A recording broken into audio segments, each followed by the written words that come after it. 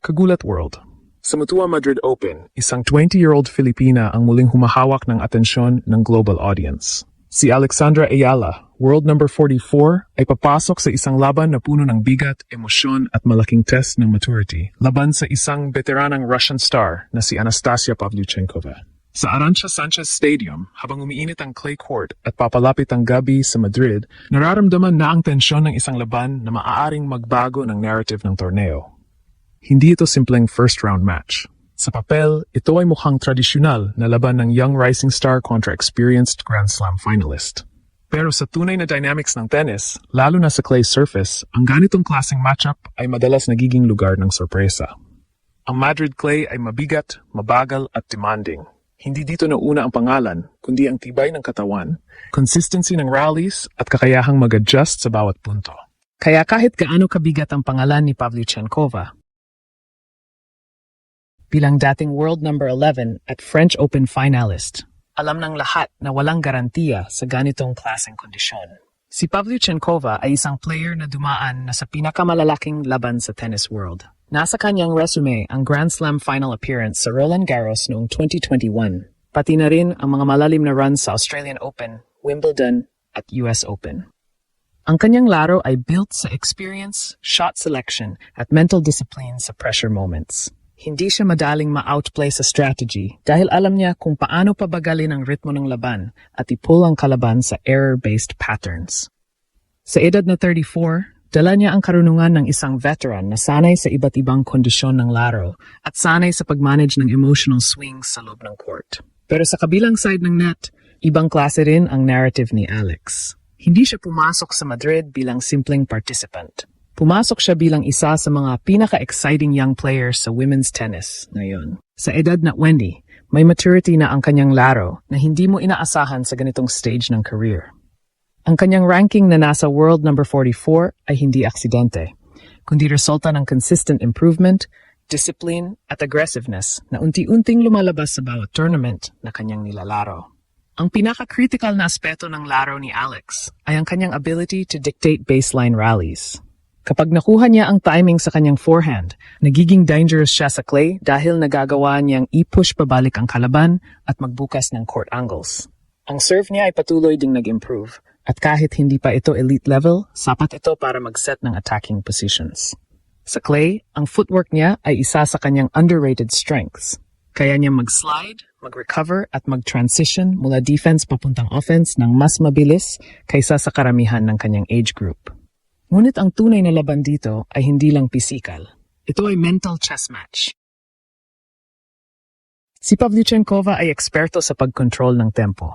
Alam niya kung kailan pababagal ang rally, kailan mag-i-exploit ng error-prone patterns, at kailan itutulak ang kalaban sa discomfort zones. Si Alex naman ay mas instinctive, mas agresibo, at mas willing mag-take ng risks sa crucial moments. Ang clash ng dalawang estilo na ito ang nagbibigay ng tunay na intrigue sa laban. Walang head-to-head record ang dalawa, kaya parang blank canvas ang laban na ito. Walang psychological edge na naka-predefine. Ang bawat point ay bagong negotiation ng momentum. Sa ganitong setup, ang first set ang magiging pinakamahalaga dahil dito unang lalabas kung sino ang mas mabilis mag-adjust sa court speed, bounce ng clay, at crowd energy sa Madrid.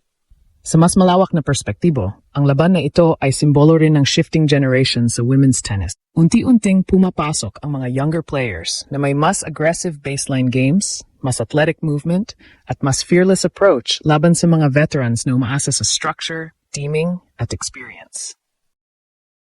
Ang ganitong transition ay palaging nagbibigay ng iconic matches sa tennis history. At posibleng ang Madrid clash na ito ay isa sa mga dagdag sa listahan ng mga laban na nagmarka ng pagbabago. Ang crowd sa Spain ay kilala rin sa pagiging passionate. Hindi sila neutral audience. Ramdam nila ang intensity ng bawat rally, bawat breakpoint, bawat unforced error. Sa ganitong environment, ang pressure ay lumalaki exponentially. Lalo na sa isang young player na tulad ni Alex na humaharap sa mas experienced na kalaban. Pero sa kabilang banda, ang ganitong atmosphere ay maaari ring mag-fuel ng performance ng isang rising star, lalo na kung makuha niya ang momentum early in the match. Kung titingnan ang potential scenarios, may dalawang malinaw na paths. Kung si Pavlyuchenkova ang unang makakuha ng rhythm, Maari niyang i-neutralize ang aggression ni Alex sa pamamagitan ng deep returns at consistent baseline pressure. Kapag nagawa niya ito, maaring mapilit si Alex sa longer rallies na mas pabor sa veteran. Pero kung si Alex ang unang makapag-set ng tempo, magdikta ng rallies at makuha ang early breaks, maaring mag-shift ang buong dynamics ng laban. Sa clay, ang momentum ay napakabigat. Isang break lang ang pwedeng magbago ng entire set psychology. At dito nagiging interesting ang matchup dahil parehong players ay may capability na kunin ang control. Sa huli, ang laban na ito ay hindi lang tungkol sa ranking o pangalan. Ito ay tungkol sa moment. Ang moment kung saan isang young Filipina athlete ay humaharap sa isang Grand Slam finalist sa isang malaking European stage at sinusubok ang kanyang readiness para sa mas mataas pang level ng competition. Ano man ang maging resulta, malinaw na ang presence ni Alexandra Ayala sa ganitong klase ng laban ay patunay na unti-unting lumalawak ang footprint ng Pilipinas sa global tennis scene. Hindi na siya basta promising prospect. Siya ay aktibong bahagi na ng main tour conversations at bawat laban niya ay nagiging test ng kanyang long-term trajectory. Sa dulo ng gabi sa Madrid, maaring may manalo at may matalo. Pero isang bagay ang tiyak, ang mundo ay muling titingin sa isang Filipina athlete na handang makipagsabayan sa pinakamataas na level ng sport. At sa ganitong stage, kahit isang set pa lang, kahit isang rally pa lang, maaari nang magsimula ang kwento ng mas malaking breakthrough. Sa mas malalim na pagsusuri, ang laban na ito ay hindi lang simpleng test ng skills kundi test ng readiness ni Alex para sa full transition mula rising prospect patungo sa established contender sa WTA level. Ang ganitong klaseng matchup laban sa isang Grand Slam finalist tulad ni Anastasia Pavlyuchenkova ay karaniwang ginagamit bilang measuring stick kung gaano nakalayo ang isang young player sa consistency required ng elite tour. Ang pinaka-importanting factor dito ay adaptation sa clay under pressure. Sa Madrid, ang altitude ay nagpapabilis ng bola kumpara sa ibang clay tournaments.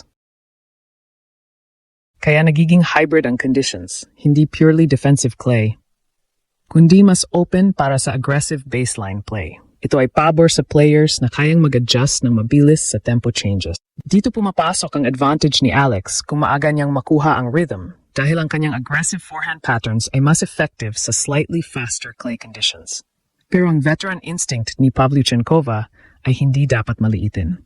Sa ganitong level ng competition, ang experience sa big points ang madalas nagdidikta ng outcome. Ang ability niyang mag-neutralize sa key moments at i-force ang opponent sa uncomfortable rallies ay maaring magbago ng momentum kahit pa mas energetic ang kalaban. Sa kabuuan, ito ay classic momentum versus experience matchup. Kung si Alex ay makakapag-sustain ng aggression ng may minimal unforced errors, may real upset potential. Pero kung mapipilit siya sa long, grinding exchanges, ang edge ay babalik sa veteran side.